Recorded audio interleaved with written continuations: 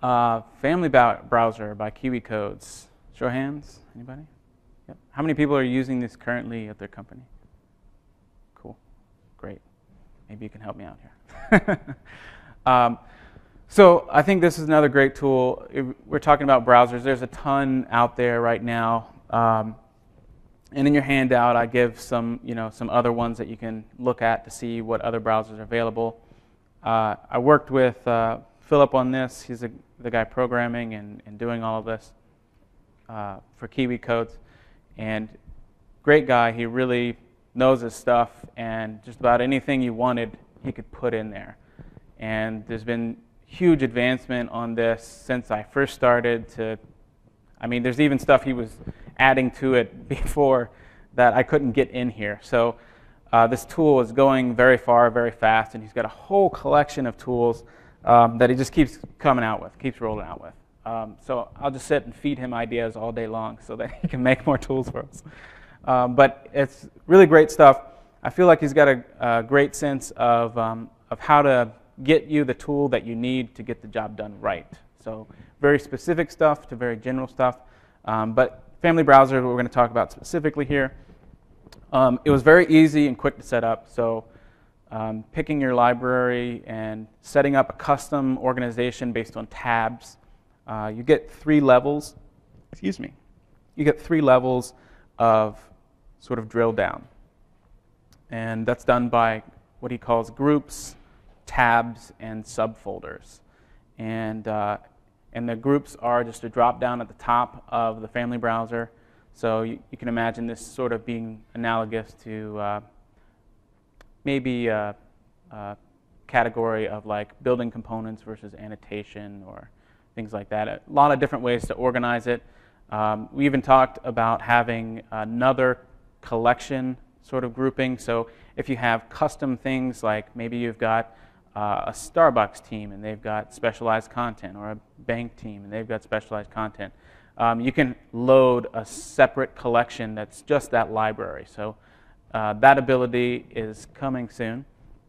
And I think this is a great way to really organize everything and have people be able to jump right into the content that they need right when they need it. So let's jump into a quick little demo here. If you've seen this online, this is a promo video. I won't pretend I'm trying to steal it.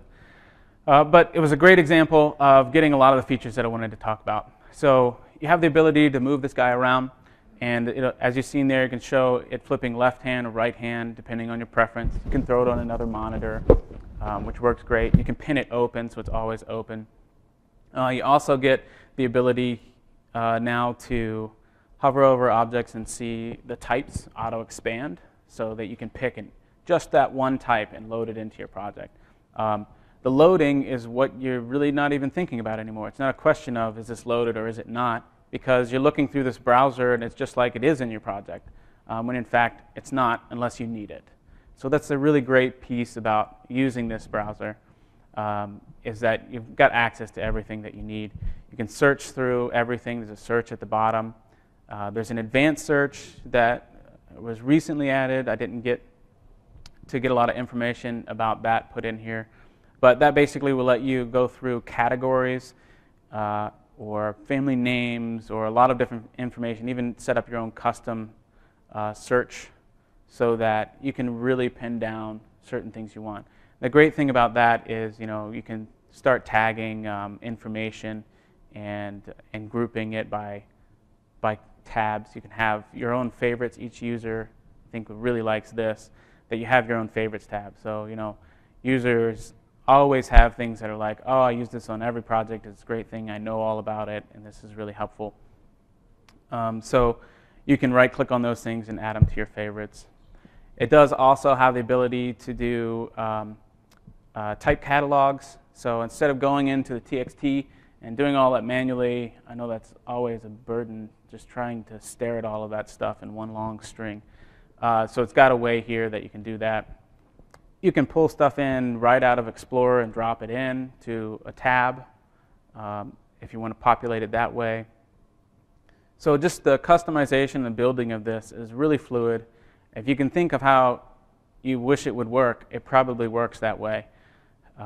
It's been really useful for setting up and organizing all of your content and letting users get to what they need when they need it. You can see a few examples here. I think we're going to dive into setting up a type catalog here. Okay. Sorry, this is, you can actually load all the content from your project into a tab. Some of these things, it depends on how much control you want to give each user to be able to customize theirs. But what it's doing, it's not copying content. It's actually pointing to that content, and it's not making a separate library on a computer. So the other thing that's great about this is exactly that. You can have tabs that organize and show content that already exists somewhere else, and it's not duplicating that content. So you're getting the same thing. If that's updated, you just want it organized a little bit differently so that you can find it. It gives you that ability.